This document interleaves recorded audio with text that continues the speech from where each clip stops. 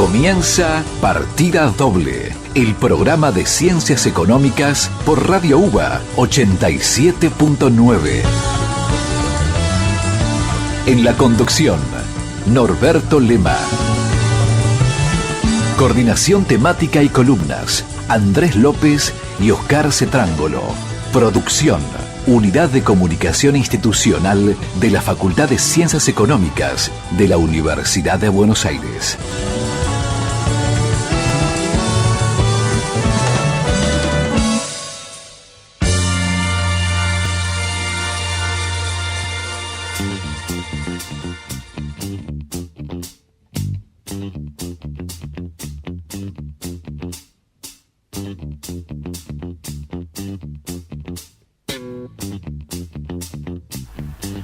Buenas noches, arrancamos Partida Doble, el programa de la Facultad de Ciencias Económicas. Los vamos a acompañar hasta las 21 horas contándoles el acontecer económico y general de la Argentina desde la Facultad de Ciencias Económicas de la Universidad de Buenos Aires. Me acompaña el profesor Oscar Cetrángolo, ausente del programa pasado, pero presente espiritualmente vía internet. ¿Cómo le va? Muy bien, hoy en cuerpo y alma. Cuerpo presente. Está bien, está Sí, bien. sí. Bien. Profesor Andrés López, ¿cómo anda? Bien, muy bien. ¿Usted? Bien.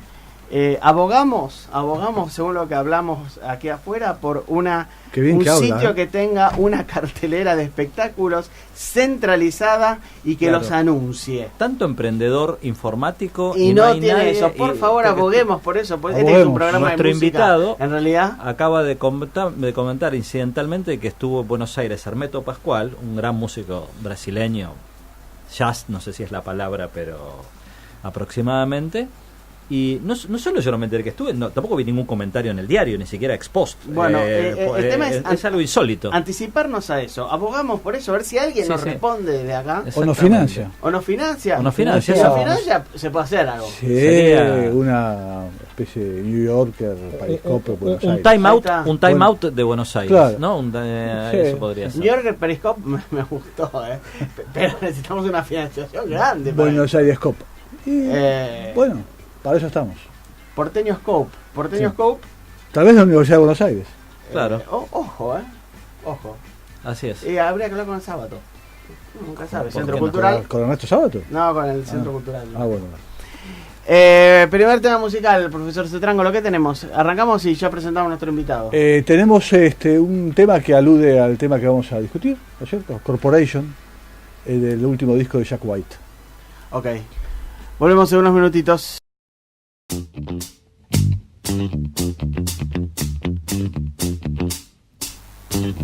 Estimados, seguimos aquí en Partida Doble. Tenemos un invitado en piso, profesor López. Cuénteme quién es. Sí, ya ha estado con nosotros, es Diego Coats, que actualmente es director ejecutivo y economista jefe de la UIA. Pues la UIA pone en práctica la polivalencia laboral, como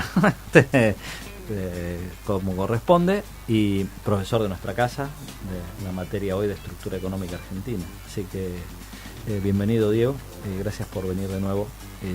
Tenemos un programa lacrimógeno hoy con Diego, pero después vamos a contar por qué. ¿Cómo anda la industria en este año de crecimiento o de prometido crecimiento? Seguramente situaciones diferentes según el sector, ¿no? Bueno, buenas tardes, un placer estar aquí otra vez con ustedes, la verdad que muy a gusto, además con mis profesores de la facultad, siempre es un doble placer reencontrarse y charlar un poco decir de... que somos viejos. Es joven en espíritu, somos todos jóvenes en espíritu, digo, así que la edad, la juventud es un tema de espíritu. No, a ver, digo, y montando un poco la estructura económica, la palabra clave hoy es heterogeneidad. Claramente hay una industria de 3 velocidades, 4 o 5 sectores muy importantes que generan 250.000 empleos, que andan muy bien, que es todo lo vinculado a la construcción, desde cemento, acero, materiales de la construcción, pintura, en menor medida el sector de muebles, básicamente por la recuperación de la obra pública y en parte por la política crediticia con los créditos SUBE y demás que movió todo el sector de compraventa de inmuebles. Otro sector que también que está arrancando porque lentamente se recupera Brasil es el automotriz, que venimos de un 2017 de producción baja, récord de consumo, pero vamos a tener un 2018 de recuperación de la producción porque el mercado brasileño está levantando y porque entran algunos utilitarios, las famosas pick-up, tanto Volkswagen, Toyota y demás. Perdón por el chivo, y no sé si son sponsors del programa que van a andar bien este año. Esa es una parte de la industria. Pues un sector que anda más o menos, que es la vinculada a cierto consumo del mercado interno, que el año pasado andó un poquito mejor, pero de forma selectiva. El consumo también es heterogéneo. Hoy el consumidor promedio, que se ha recuperado un poco el salario real, sobre todo en 2017, es bastante más selectivo a la hora de tomar la decisión. Entonces está el sector plástico, el sector de alimentos, la metalmecánica, sobre todo vinculado a maquinaria agrícola y demás, que son sectores muy grandes, que tuvieron un 2017 mejor que el 2016, pero no muy bueno y todavía no recuperaron los niveles de producción del 2015. Pero que, si uno agarra el sector de alimentos elaborados, bueno, carnes anda un poco mejor, pollos también, algunos rubros vinculados al sector de consumo también mejoran y otros no andan del todo bien. Somos, digamos, lo que está en una velocidad intermedia. Y después tienes otro tercio de los sectores, los más intensivos en trabajo, más expuestos a la competencia desleal en doble sentido, es decir, compiten con los costos asiáticos en la importación o con la sobrecapacidad productiva brasileña y con los segmentos informales a nivel local, indumentaria, textil, calzado, gráfico, papel y cartón, que tenés por un lado toda la cadena informal, que también le pasa a algunos sectores de los alimentos, que les gana el negro, porque son sectores que están en blanco, y cuando vienen los productos de Brasil o de China son con cierto dumping. Entonces estos sectores no se recuperan y son muy intensivos en trabajo, por eso el año pasado el sector industrial siguió perdiendo empleos, ¿no? En 2000 el año pasado la industria perdió cerca de 17.000 empleos. ¿Cómo está funcionando donde hay un amigo y colega también en la Comisión de Comercio Exterior, el tema de dumping, desde el punto de vista de la aplicación de la legislación que combate esas prácticas, ¿cómo están funcionando desde la perspectiva de ustedes? Bueno, a ver, todo recambio de gobierno y recambio de autoridades hace que los procesos sean lentos. Por ahí hoy hay voluntad y mucho diálogo, estudiar los temas, pero en un contexto donde en un contexto donde no estamos, como siempre hablamos de industria, en 2010, hasta mitad del 2011, prácticamente no se discutían los temas de importaciones, básicamente porque la economía crecía mucho, el consumo interno crecía mucho Brasil. Entonces se repartían sobre el crecimiento, importaciones y producción nacional. El tipo de cambio tampoco se había trazado. El tipo de cambio real era un poco mejor, tampoco no era el del 2005-2006, pero un tipo de cambio real razonable, un poquito mejor que el de ahora. Hasta mitad del 2011, era una economía que tenía un buen nivel de coeficiente de importaciones y exportaciones.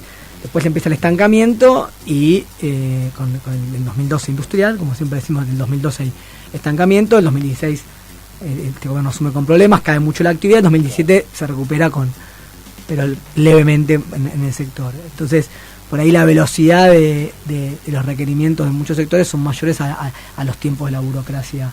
Por eso pasa casi todos los ministerios, digo. Entonces hoy se necesita claramente lo que está permitido por la OMC, son los antidumping, los valores criterio, o algunas barreras que tienen que ver con estándares de calidad, en un contexto fuerte para el crecimiento de las importaciones, ahí ser lo más rápido posible. Bueno, es un proceso de diálogo y aprendizaje en el cual el sector privado, como siempre digo y decimos, el sector privado también tiene mucho para aportar porque tiene que profesionalizarse, tener buenos cuadros para justamente adaptarse a lo que son todas estas normativas.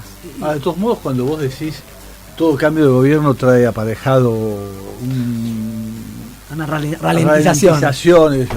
Eso por ahí es sesgo mío, pero me parece que tiene que ver con la debilidad de los cuerpos técnicos estables, porque en un país medianamente desarrollado los cuerpos técnicos eliminan esa ralentización, o por lo menos la hacen mucho más flexible, ¿no? Me parece que acá, al no tener cuadros técnicos estables, creo que cada nuevo gobierno, por lo menos tuvo que reorganizar los aparatos, ¿no? El aparato burocrático. Es así por un lado, después que los gobiernos, como pasaba con el gobierno anterior y puede pasar en cuando cambian los ministros, cambia gran parte de la línea, no solamente los personajes jerárquicos. Pero eso antes no era así.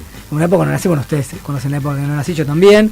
La realidad es que hoy, uno debería pensar que a nivel hasta director o mismo director nacional, hasta los 2000 ¿no? Debiera tener cuadros de Estado y no cuadros políticos, y a partir de subsecretario y eventualmente director nacional tener cuadros políticos, como es en Chile o mismo en algunos ministerios en Brasil, no en todos, ¿no? Sí, y como era acá antes.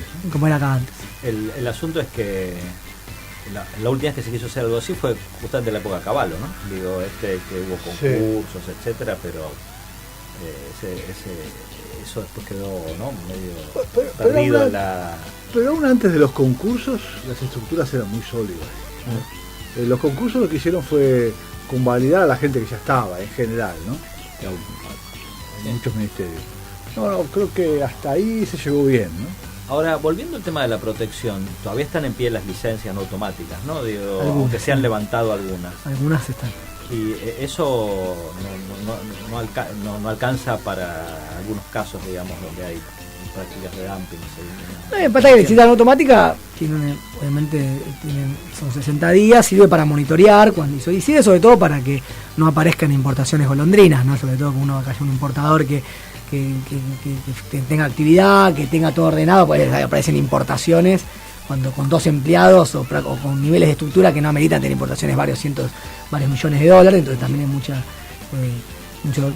cuestiones a controlar, pero eso obviamente no alcanza, para eso están los antidumping, no están ciertos reglamentos técnicos que tienen estándares de calidad como ocurre en Europa, digo, sobre todo para cuando hay un aluvión de importaciones, como decía, es un contexto donde hay, bueno, se ve, podemos charlar de esto mucho tiempo, es decir, a la agenda ya de sobreproducción de productos asiáticos, en particular China, al 20% de recesión que tuvo la industria brasileña en los últimos 4 años, se suma ahora la agenda geoeconómica global con la disputa entre Trump y China. Es un contexto donde, si bien el comercio mundial se está recuperando, no es la etapa donde el comercio crecía 2-3 veces el PIB mundial. Es un comercio que en el mejor de los casos va a estar creciendo en línea con el PIB mundial, con todas las fricciones, para ser diplomáticos, que hay a nivel global entre las grandes potencias.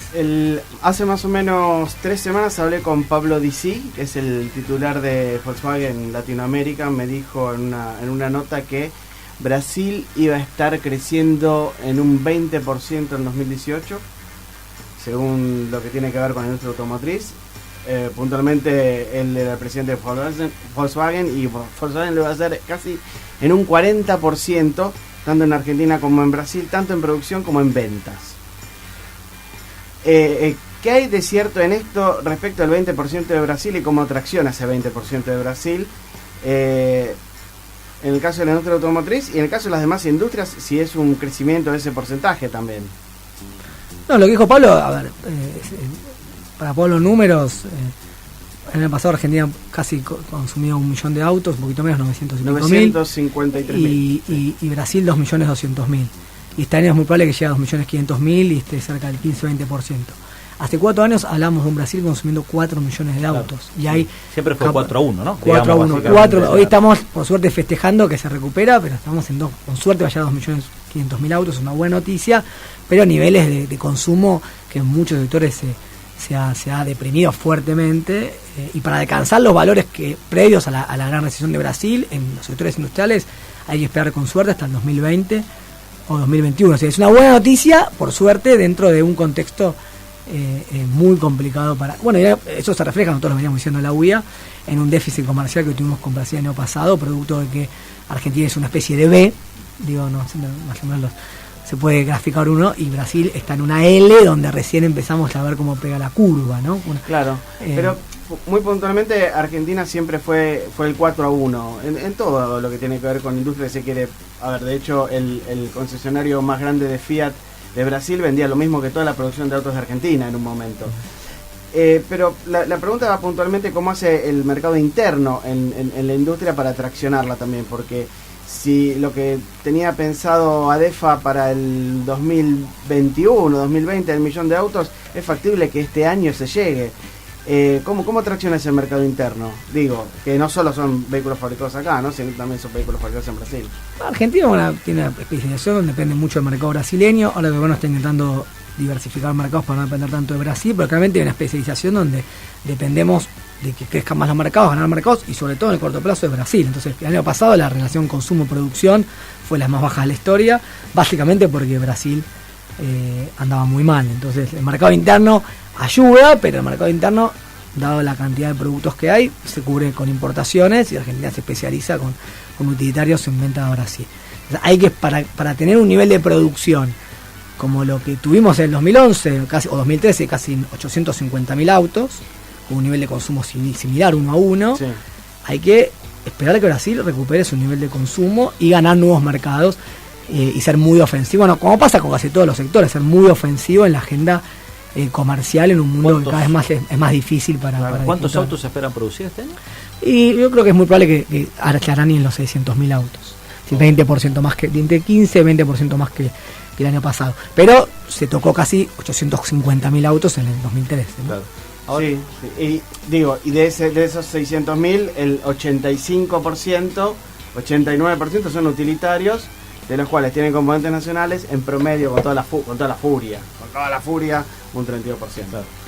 Ahora, yendo a otra industria que hablaste un poquito antes, ¿no? La textil, un contacto de Twitter, cuando anunciamos que venías, me pregunta, ¿le van a preguntar por qué la industria textil es tan ineficiente? Así, entonces te lo pregunto a bocajarro. Primero, bueno, pues podemos empezar diciendo si es tan ineficiente, pero hay todo un debate, ¿no? Ahora, en las redes, por supuesto es un termómetro, una pequeña parte de la sociedad, pero probablemente parte de la que está escuchando este programa,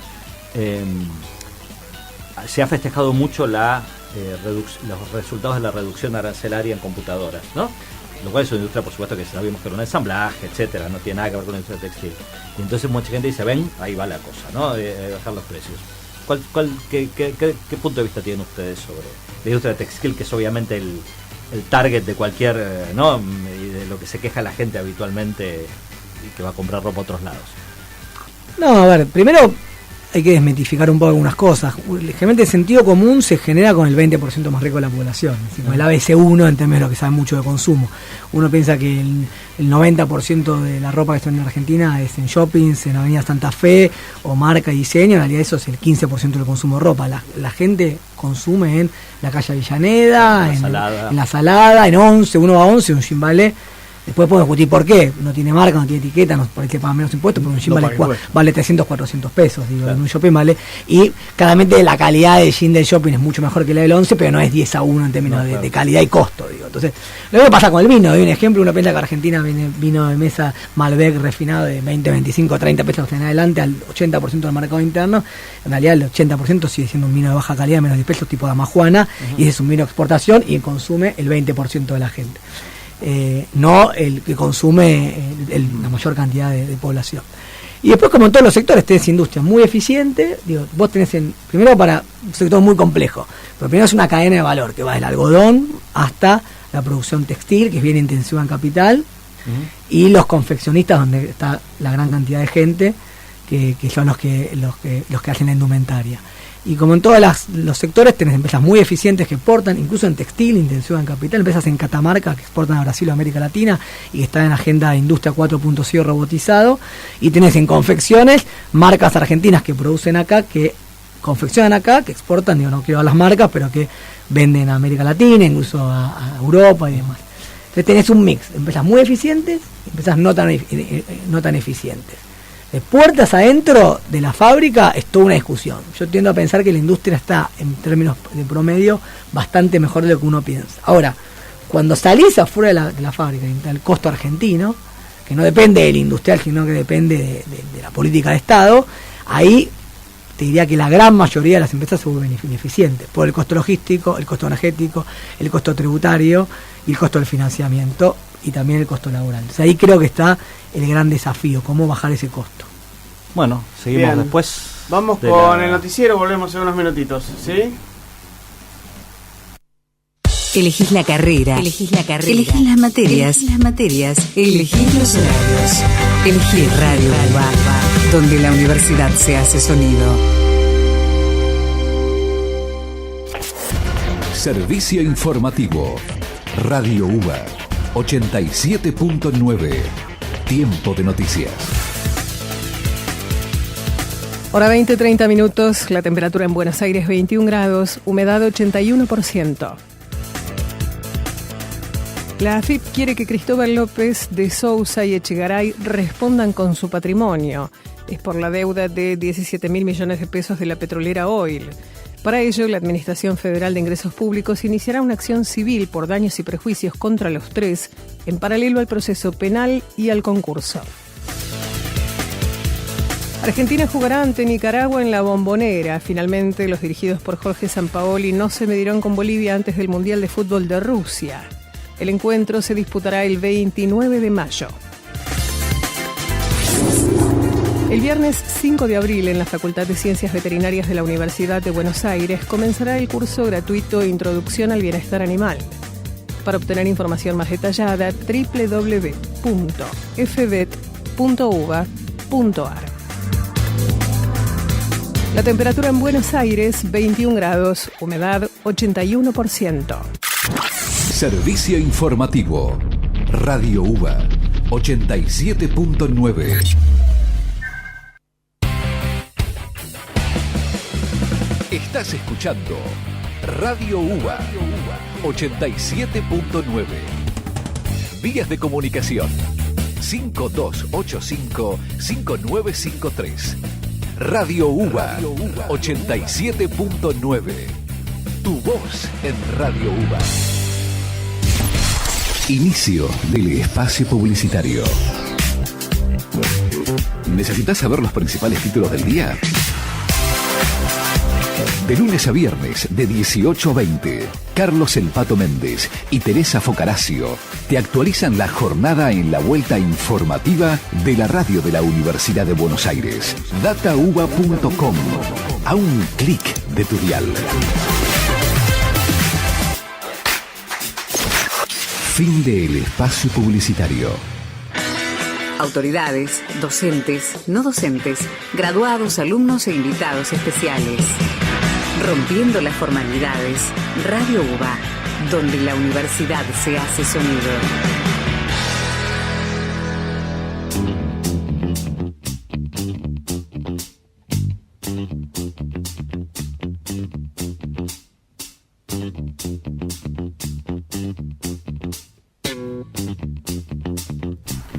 Seguimos en partida doble. Últimamente está muy clásico, profesor López.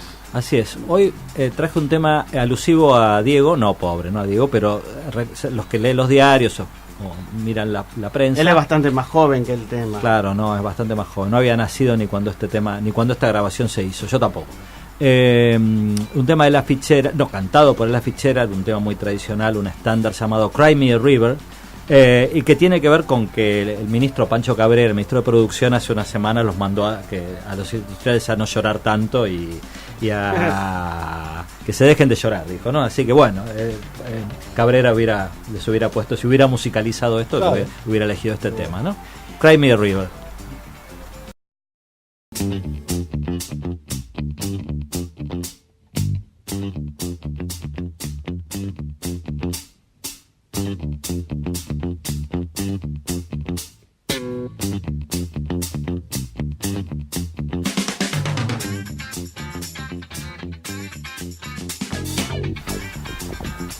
Seguimos aquí en partida doble.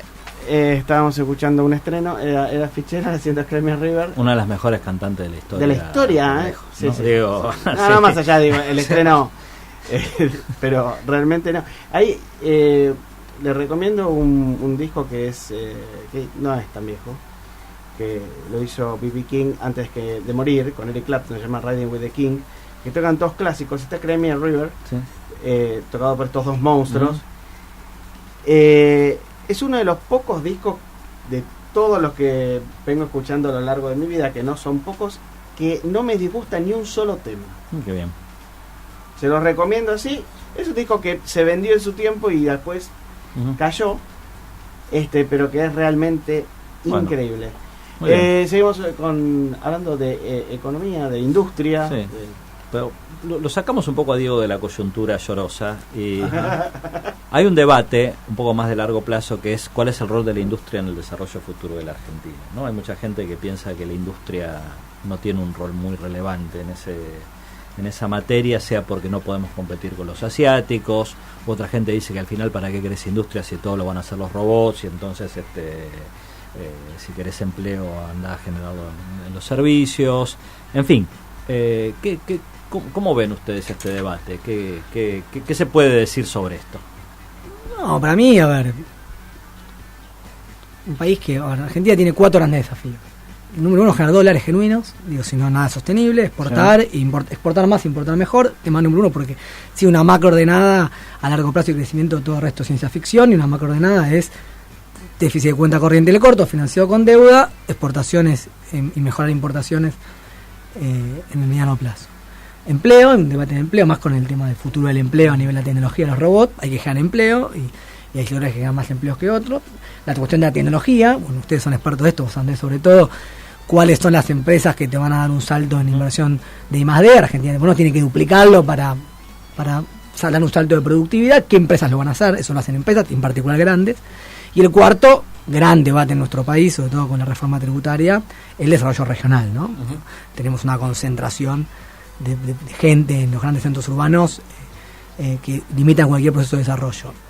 Con esos 4 grandes temas estructurales, si no tenés una industria potente, que hay sectores que te dan una mano en el corto plazo con el empleo, otros sectores que no te dan empleo pero te dan tecnología, otros sectores como alimentos o parte de ramas más intensivas en capital como la petroquímica o automotriz que te pueden dar dólares, otros que son meramente para que la gente no siga viniendo del norte, del NEA, del NOA a Gran Buenos Aires, y entonces ahí la industria tiene un rol fundamental. Y hay que salir del debate campo versus industria versus, servicio versus industrias. Hoy hay que pensar en términos de trama productiva, agregación de valor, donde campo, servicios e industrias son mismo parte de un proceso productivo, sobre todo con las disrupciones tecnológicas que hay. Hoy, siempre cuento el mismo ejemplo, un palito de la selva antes era interactivo, leer el animal y demás. Hoy ya es un código QR en el cual el propio alimento tiene que tener un servicio asociado para hacer interactivo la cuestión de qué propiedades tiene el alimento y algún tema educativo, digo.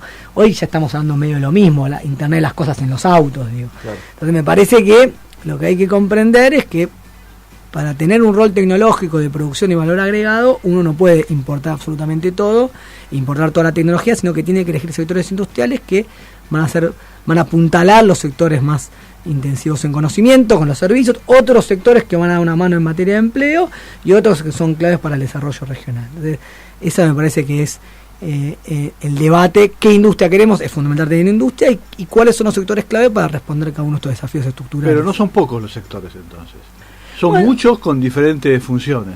Bueno, ahora somos un país que va a tener dentro de poco 50 millones de habitantes, no somos un país de 5 millones de habitantes. Somos un país que está dentro de los 32 países del mundo que tienen más de 30 millones de habitantes, no son muchos. En ese ranking somos el número 12 en desarrollo humano, digo, ¿no? En índice de desarrollo humano, de los países grandes somos el número 12, lo cual a veces uno se siente que está muy mal, no estamos tan mal. Y en recursos naturales, el último informe del Banco Mundial, que a veces se pierde esto de vista, nos pone el número del 2014 que incorpora vaca muerta, nos pone en el puesto 48.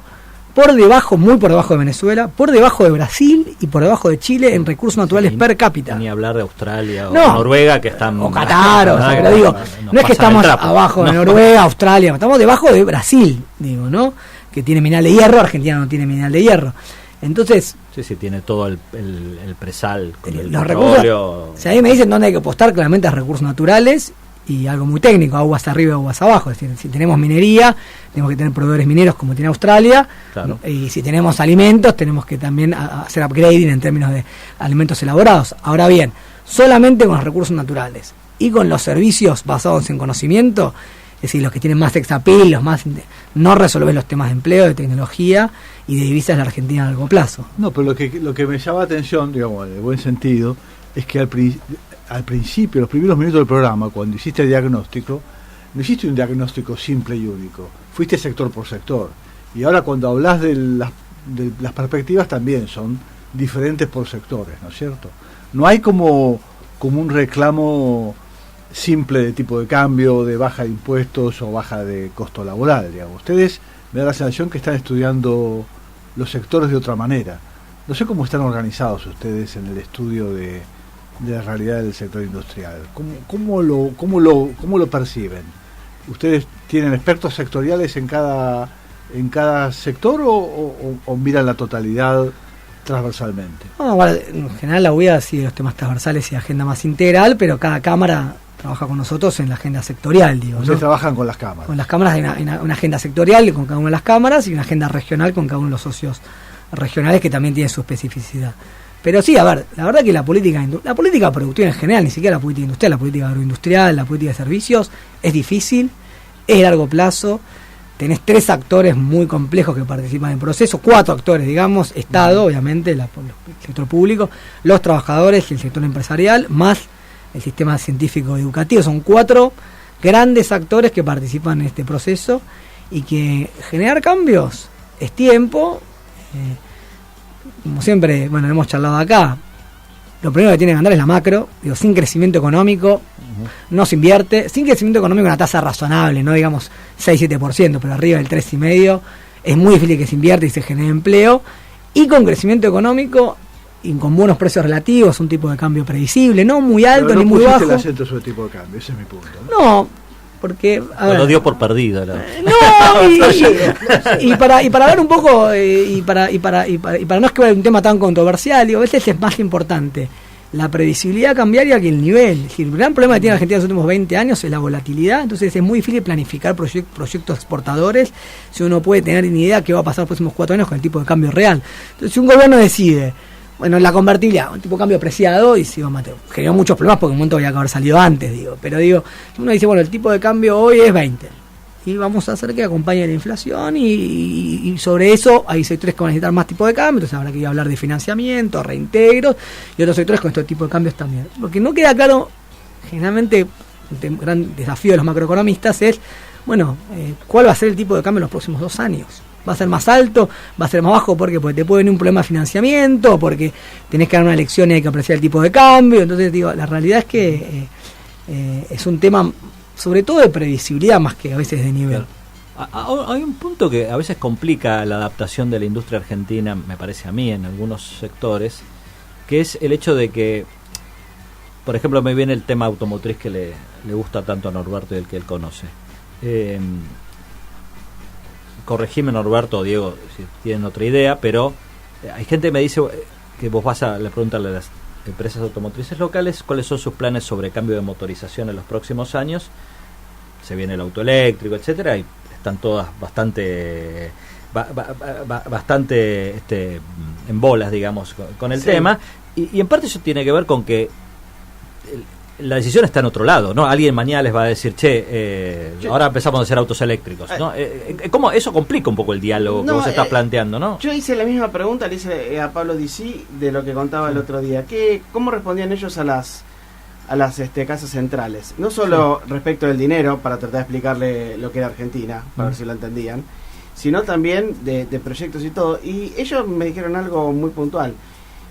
Ellos lo que hacen es hacer plataformas globales. ¿Sí? O sea, un auto que va a ser global, que se adapta a cada una de las regiones según las necesidades y los terrenos que recorre el auto. Ahora bien, y cada región tiene sus necesidades. Europa en 4 años, 5 años no tiene más diésel, no tiene más autos a gasoil, ¿sí? Y los micros van a tener que ser eléctricos. Entonces, Sudamérica va a seguir teniendo diésel, que va a seguir contaminando bastante. Y ustedes imaginen que el desarrollo de un motor a combustible, un motor de combustión interna, tarda por lo menos 5 o 6 años con un costo de 1.500, 1.700 millones de dólares. Ahora, para una energía que le queda poco tiempo a nivel mundial, ¿qué empresa va a invertir en diseñar ese motor? Entonces, si en Europa tienen planeado ya para dentro de 20 años o 20, 30 años que el motor de combustión interna ya deje de existir. O tenga algunas cosas residuales. Entonces me decía, sí, nosotros tenemos cierta autonomía de diseñar cosas o que Europa las diseña para nosotros, para la región, y que no van a estar en otros lados. Entonces ya va a pasar que algunas cosas que vemos aquí no se ven en otro lugar del mundo. Sí, por eso complica mucho el desarrollo industrial local, porque vos no digamos, si vos estuvieras a decir, Volkswagen, decir, vamos a desarrollar un motor eléctrico, quizás tenés posibilidad de desarrollar una red de proveedores, en fin, se complica un poco, ¿no? Sí, yo creo que ahí tenés dos cosas, ojalá lo decía muy bien antes. Primero tenés que tener un management del sector público que conozca muy bien los sectores, todos estos grandes sectores, ¿no? Automotriz, como tiene que ocurrir con lácteos, carnes, hay 10, 12 sectores que son muy importantes en términos de volumen, de exportaciones o empleo o desarrollo regional. Y ahí tenés un gran desafío, cómo tenés un management del sector público que pueda dialogar con las multinacionales, en el cual a veces hay mucha idiosincrasia en las decisiones del management local, digo, ¿no? De que tenés que generar confianza, que ese management local gane licitaciones globales, bueno, todo un proceso complicado. El primero, management del sector público, que pueda dialogar en confianza con el sector privado. Integrar políticas diferenciadas. Y el segundo punto, y sobre todo en materia de I+D, algo se incorpora en la reforma, pero para mí es bastante escaso, es dar incentivos para los que invierten en investigación y desarrollo e innovación. En la reforma tributaria quedó una pequeña siempre inquietud o sugerencia que decíamos en la UBA, que es que puedas desgravar de ganancias hasta X cantidad de millones de pesos, sobre todo para pymes que inviertan en I+D. Pero si uno va a Alemania, hoy el mundo está, podemos charlar esto también un rato largo, pero hay una nueva política industrial en Italia, una nueva política industrial en Alemania, una nueva política industrial en Japón, una nueva política industrial en Estados Unidos, y lo que se ve es fuertes incentivos del sector público y fuerte acompañamiento del sector público para aquellas empresas que innovan y generan tecnología nacional, y mucho trabajo articulado entre universidades, Estado y empresas. Y los casos más exitosos donde hay más articulación, el País Vasco. Digo, acá importamos de España, del País Vasco, productos metamecánicos, matrices y demás, de una tecnología impresionante, o de Alemania bienes de capital.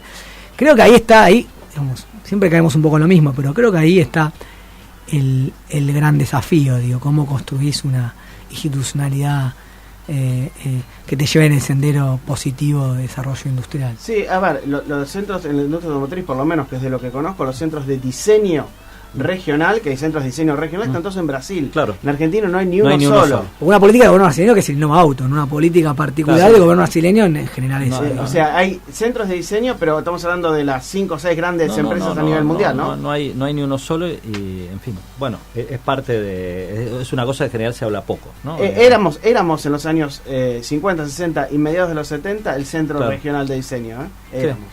Sí. Y ahora, una cosa que sin embargo quizás el gobierno quiso decir, o Cabrera quiso decir cuando se refería a llorar, es que a veces cuando uno escucha a los empresarios en los medios, quizás en los medios uno no tiene espacio para hablar de estas cosas porque los periodistas siempre quieren sangre, pero rara vez hablan de estas perspectivas de futuro que vos mencionás y más bien tienden a recaer en las RT, el costo salarial, y entonces efectivamente la agenda es más bien yo me quejo, arreglame el problema y entonces después veo si produzco o invierto, ¿no?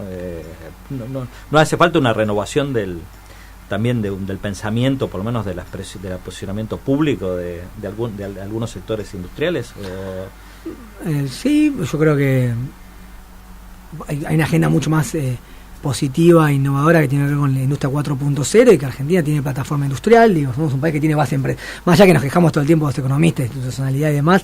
Argentina con México y Brasil tiene plataforma industrial, tiene recursos naturales, más allá de los temas educativos sigue teniendo mejores skills que otros países de América Latina. Entonces a veces nos perdemos un poco pasamos de Messi a irnos a la B.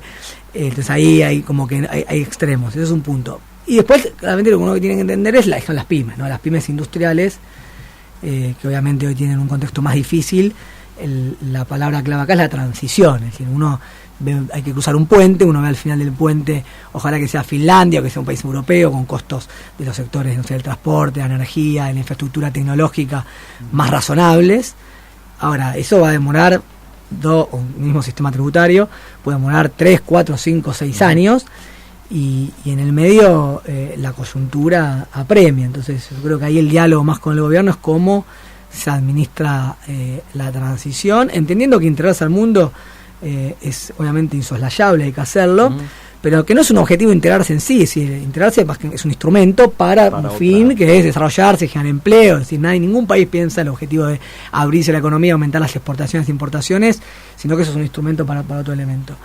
Entonces ahí hay que ver cómo lo hacemos, sobre todo porque la realidad que creo que el mundo nos está mostrando que es mucho más complejo conseguir inversiones que amplifiquen y amplíen la capacidad productiva de los países, inversiones extranjeras, y generar exportaciones es mucho más complejo de lo que uno piensa. Hoy exportar conocimiento argentino y generar inversiones para ampliar la capacidad productiva es muy difícil en todos los países del mundo. Tener economías más formales ha demostrado ser en la Argentina un camino muy, muy lento, muy lento. Y formalizar ni hablar, digo. Por eso te digo, claro. Sobre todo porque tenés mucho subsidio en Asia, en particular en China, que la verdad que te pone una presión con dumping ambiental, dumping social muy alta, ¿no? Hay una capacidad ociosa muy importante en muchos productos y eso industriales. termina siendo ineficiente y con un altísimo costo fiscal, ¿no? Sí, claro. Totalmente. Sí. Estimados, escuchamos a Bob Seger, Wait for Me, y nos vamos despidiendo, ¿les parece? Tenemos un par de anuncios para hacer. ¿Tenemos agenda? Bueno, Sí, cortamos a Bob Seger, ponemos 2 minutos de Bob Seger y venimos con la agenda. En medio minuto la Bajamos. resolvemos. Ok, impecable. ¿Tenemos una little agenda? Sí, tenemos dos cosas. Una en realidad es de nuestra facultad y otra es de la universidad, pero como yo estoy involucrado y un ex, alguien que estuvo aquí también, la podemos anunciar. La semana que viene tenemos un invitado del extranjero. Viene Paul Martin, que fue primer ministro de Canadá y uno de los fundadores del G20, o de los fundadores, uno de los primeros miembros del G20, a hablar sobre la historia y el futuro del G20. Para la gente que no, todo el mundo creo que lo sabe, que escucha este programa, pero el G20 nuclea a los 20 países o a 20 países importantes del mundo. Argentina este año tiene la presidencia del G20, con lo cual va a haber mucha movilización sobre este tema. Va a estar Paul Martin entonces hablando sobre historia y futuro del G20 el próximo miércoles 11 de abril de 9 a 11 de la mañana en el aula 212 en nuestra facultad. Y van a comentar la presentación de Paul Martin, Ricardo Carchiofi y Martín Rapetti, investigadores y profesores de nuestra casa.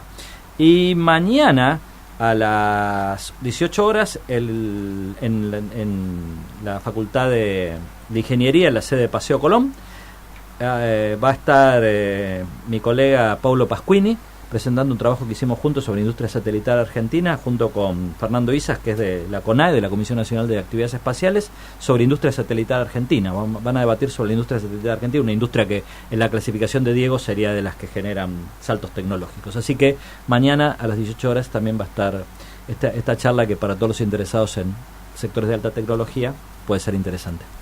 Impecable, caballeros, puntualidad británica, 21 horas, nos vamos despidiendo ya de partida doble.